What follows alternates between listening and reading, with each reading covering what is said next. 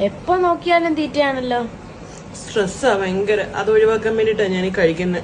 എന്തുവാ സ്ട്രെസ്? ഓ വേണ്ടാന്ന് വിട്. പറ. ഞാൻ ആരോടും പറയാൻ ആഗ്രഹിക്കുന്നില്ല എന്റെ സ്ട്രെസ്സിനെ കുറിച്ച്. പറ എന്നാലും. ഡെയിലി വെയിറ്റ് കൂടുന്നു.